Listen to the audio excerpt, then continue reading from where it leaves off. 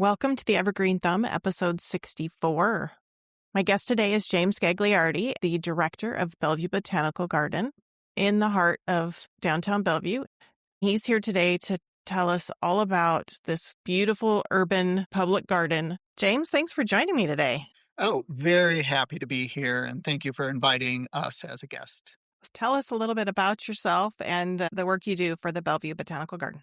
I am James Gagliardi. I am the director of the Bellevue Botanical Garden, a employee of the city of Bellevue. I am a longtime passionate gardener, grew up in Connecticut on a 1780s colonial house.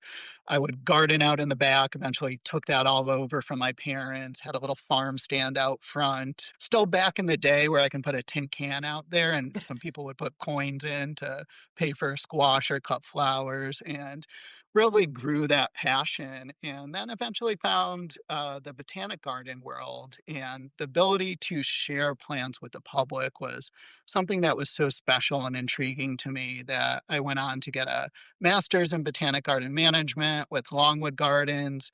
Outside of there, then went on to work at the American Horticulture Society, Smithsonian Gardens, and now here at Bellevue Botanical Garden. So what drew you to the Bellevue Botanical Garden? So at the time that the job came open for the Bellevue Botanical Garden, I was looking for something a little bit different in my career. I was in Washington, D.C.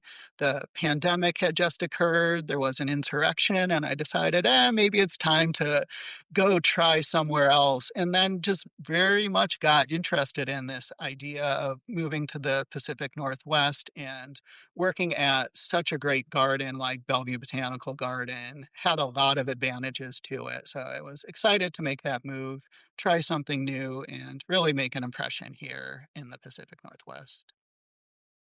So for someone who might not be familiar with the garden, how would you describe the garden to someone visiting it for the first time? I think something that we'll hear a lot about today through our discussion is community. And the Bellevue Botanical Garden is really a garden that grew from the community.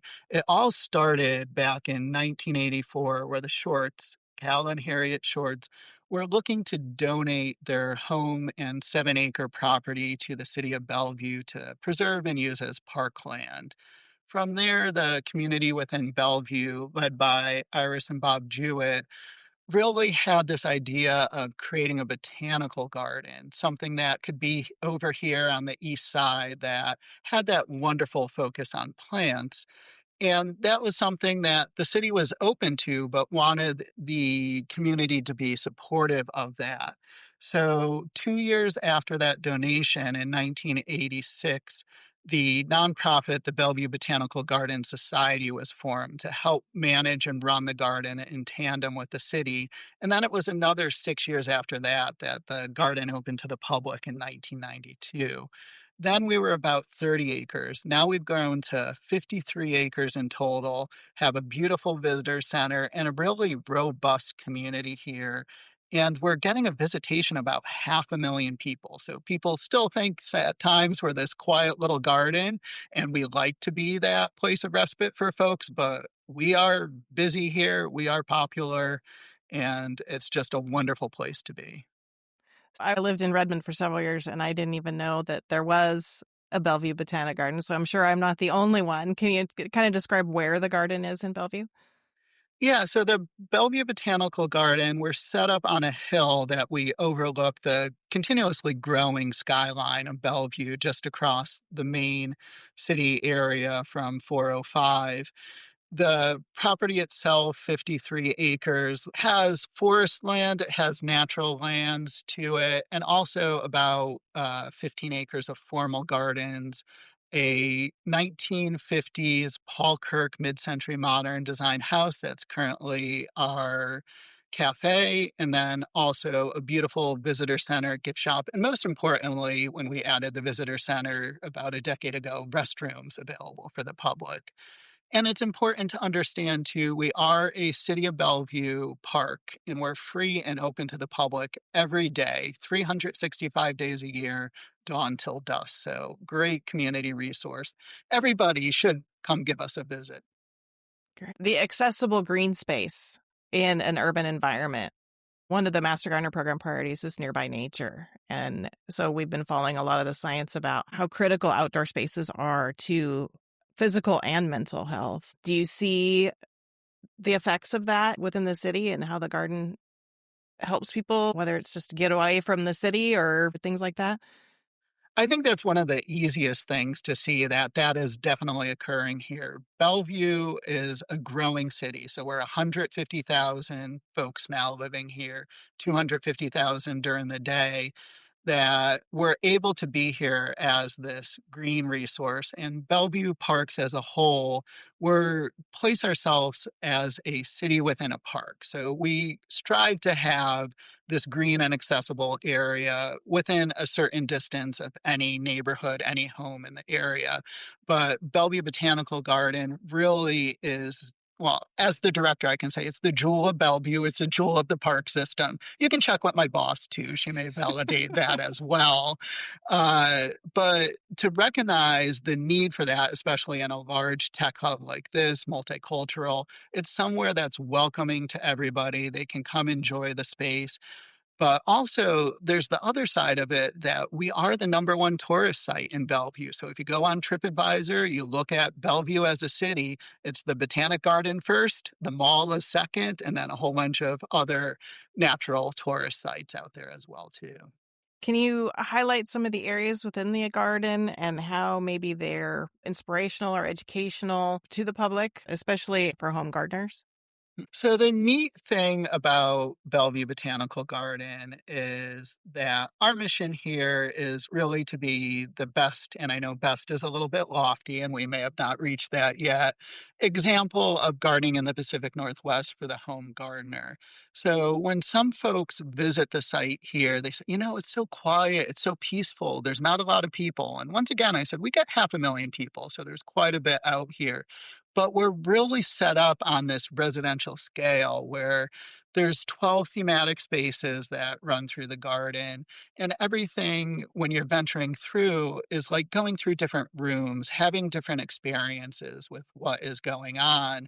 And so that gives the advantage of somebody that's coming to visit. It with 53 acres, it's a lot of space, but it's not grandiose in the sense that you can look at any 10 square feet and say that would work well in my townhome and figure out how to replicate it. So you can see all these different gardening styles, different types of plants and different influences, and take that character, take those plants back home with you in a very practical way. So a garden like this doesn't take care of itself. So I know that you have the society and you have the city of Bellevue to support the garden. How is the garden stewarded and how is it cared for?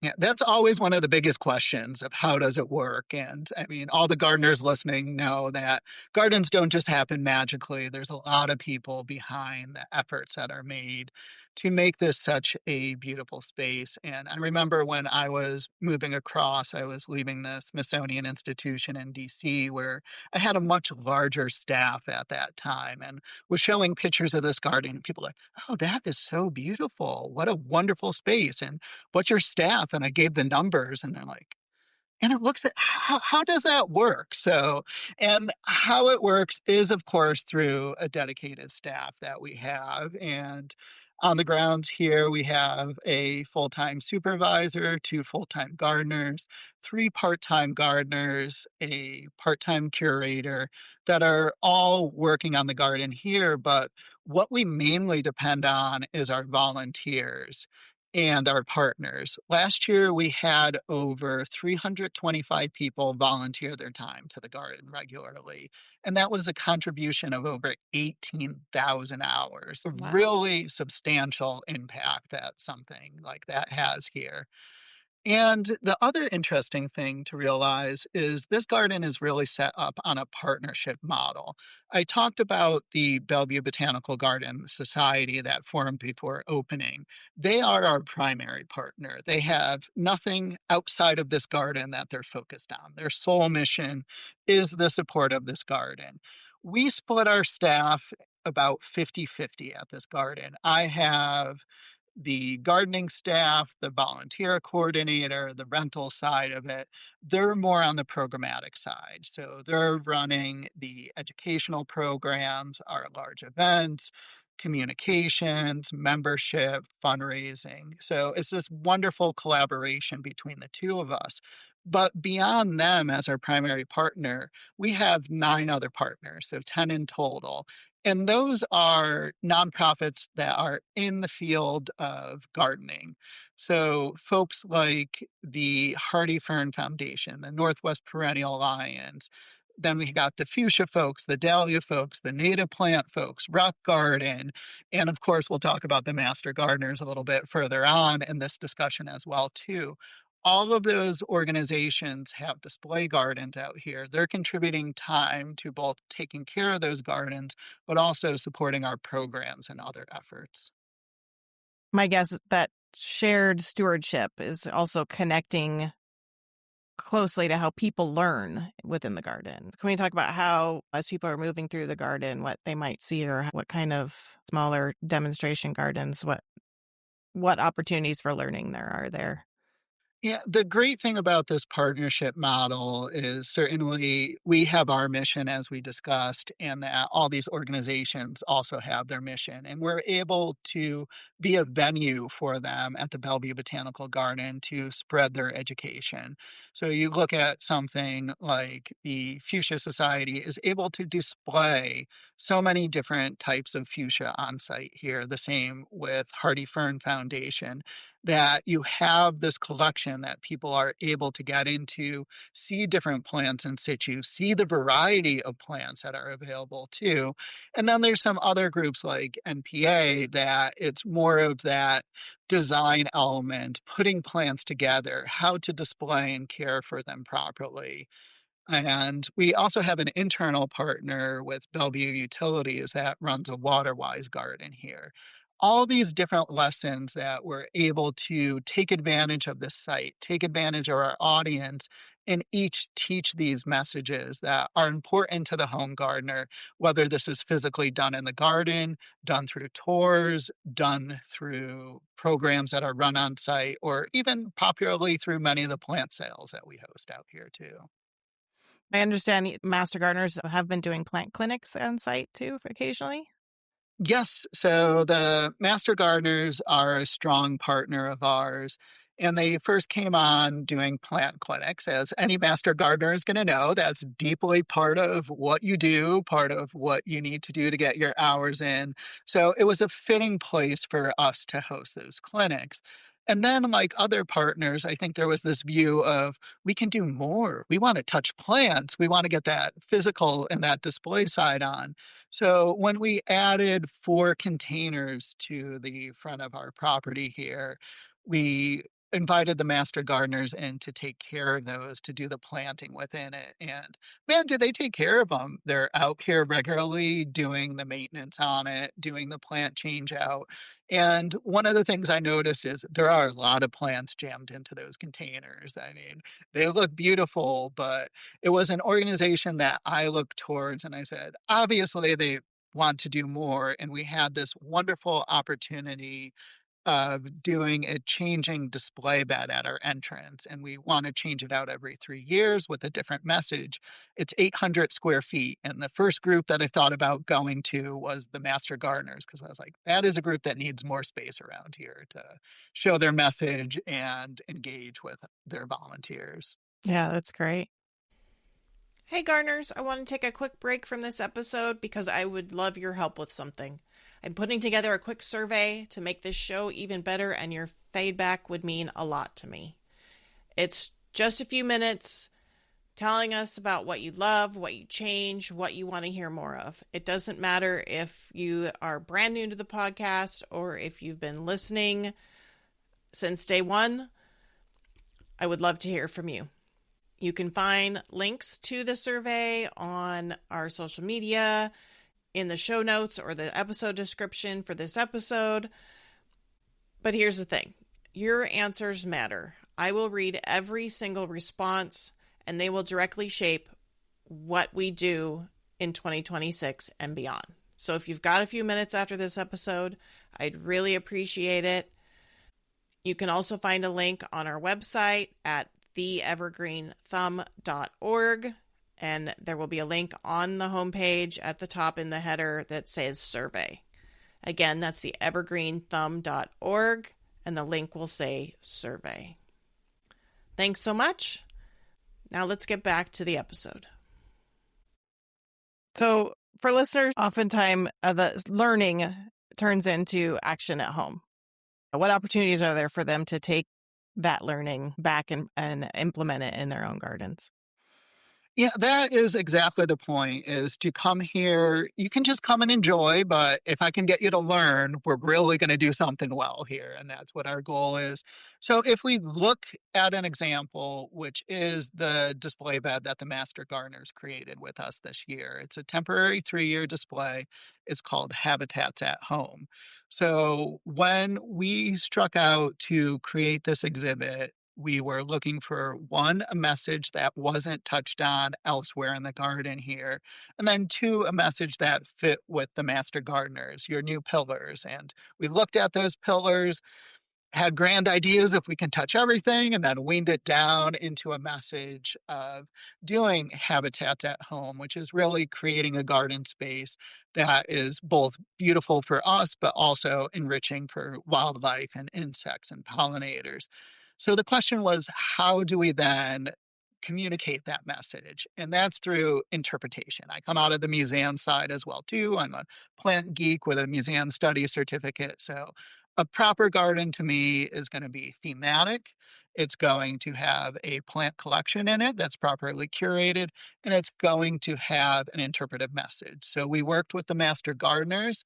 We created a script. We recreated that script. We did a lot of editing. There was a lot of back and forth. There was a lot of great participants with that.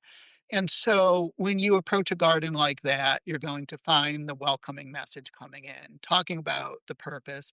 And then the clever thing we did in this garden was we installed chalkboard signs, because the garden is so dynamic, both seasonally and what's just happening with the wildlife and different things moving through, that we wanted it to be dynamic in messaging. So we're able to write different things on marker board signs, and even created this flip field book journal that we can change out through the seasons to create the message and go along. So this is a good example of what we're striving for in all our gardens, of being a fully curated, interpreted space.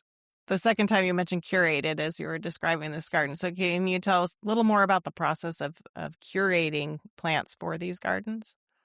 So when I say curation, it's the same as any museum curator. And a botanic garden like us is a living museum. There's two sort of ways that you can have, well, maybe three for living museums. It's going to be plants, it's going to be animals, and the zoo set or aquariums. So when we're talking about a curated collection within a botanical garden, is that all of our plants are accessioned, that we have records on them. When they come in, we're logging not only the location they're planted, where they're coming from, of course, the Latin name that goes with them, and all the other important information. They get a number on them, they're tracked in our system. And the cool thing about being part of the Bellevue community is there was a group of tech folks that came over in the early 2000s and said, we should have digitized records. And one really dedicated person that helped get us all into a newer sort of database called Access from Microsoft in the year 2000. And all of our records were captured in there. And what this has allowed us to do is have a digitized database of our plant records that is not only accessible to us as an internal tool, but accessible to the general public. So everything, and we have 3,000 varieties of plants in our garden, is accessioned. It's on a map. You can go onto our website, go onto our plant collection search, zoom into a map, see all the little bubbles.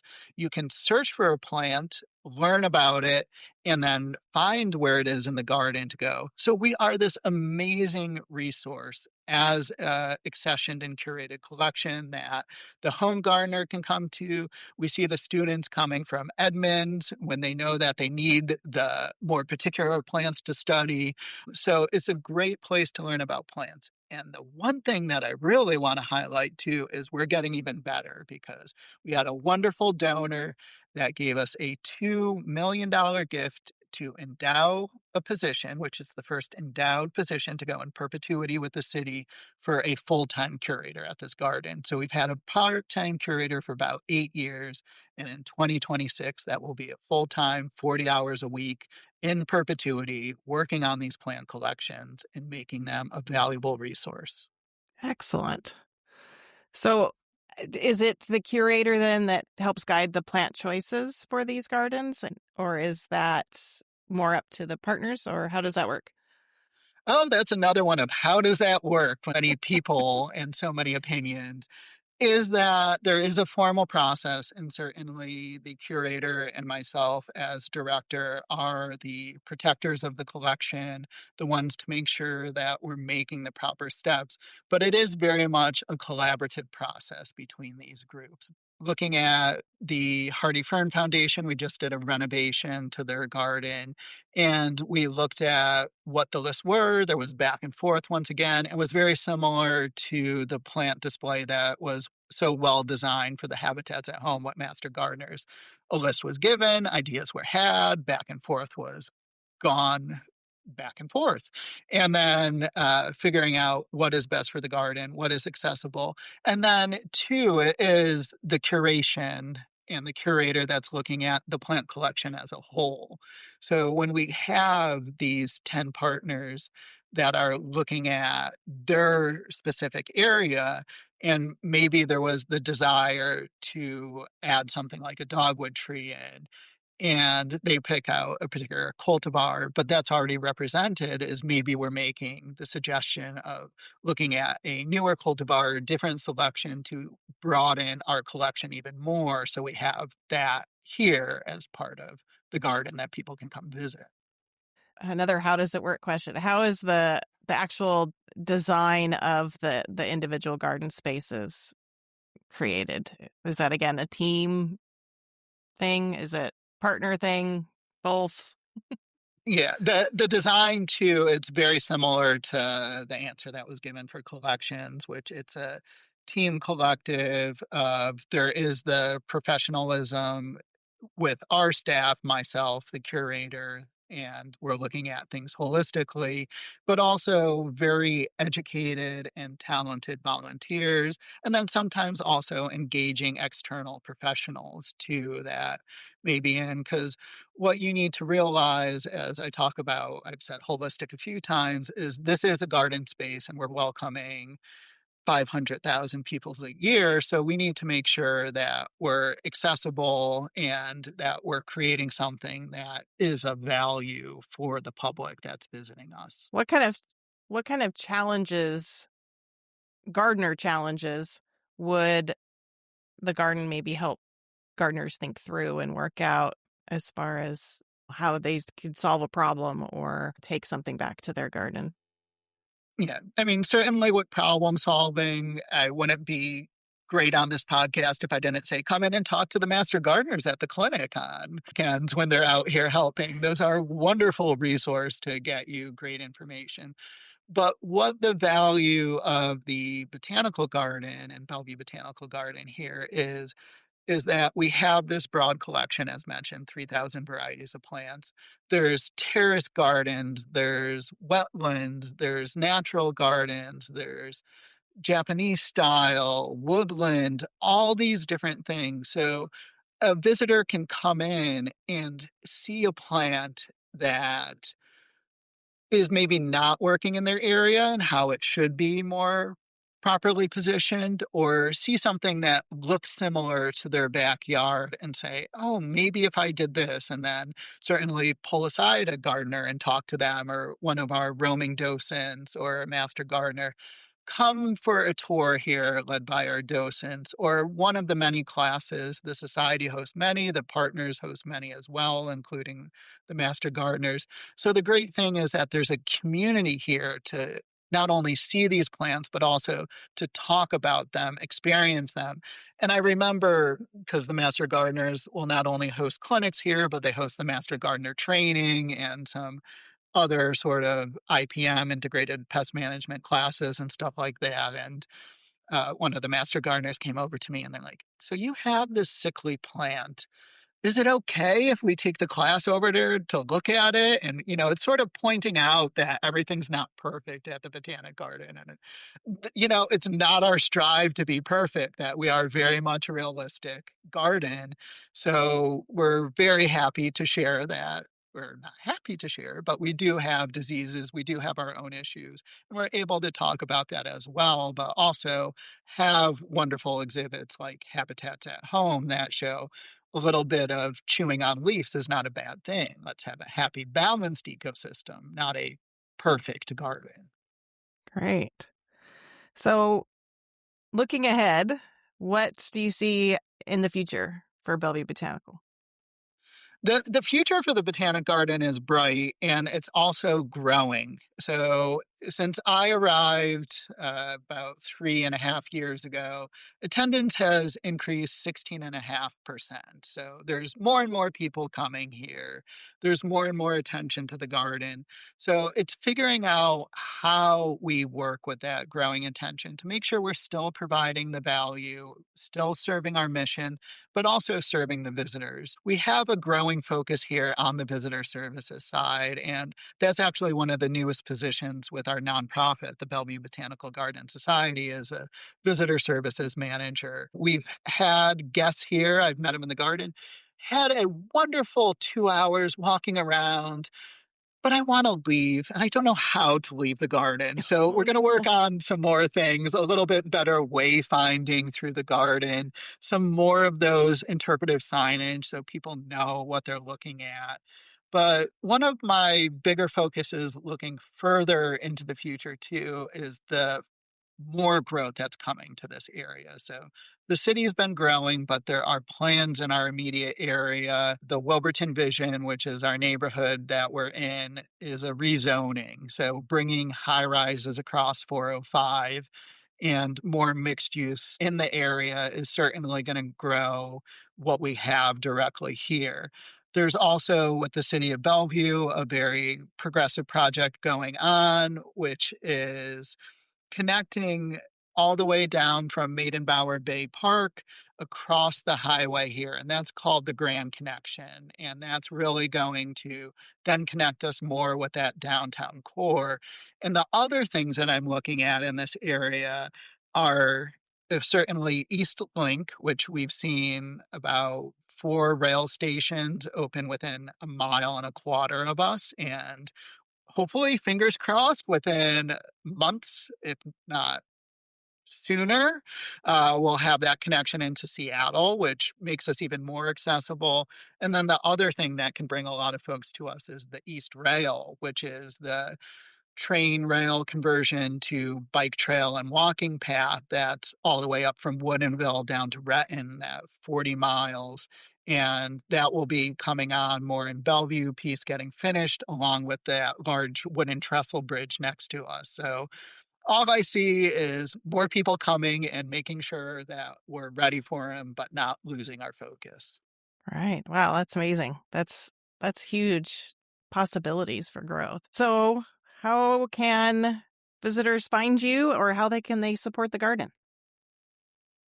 Certainly go on to our website, bellevuebotanical.org, to find out any more information, whether it's on visiting, whether it's joining us as a volunteer. But the best thing to do is come out and visit us. Like I said, we're open 365 days a year, sunrise to sunset. There is no pay to get in. So it's a free garden. We're removing the barriers for participation. There'll even be more access to public transportation coming in the future.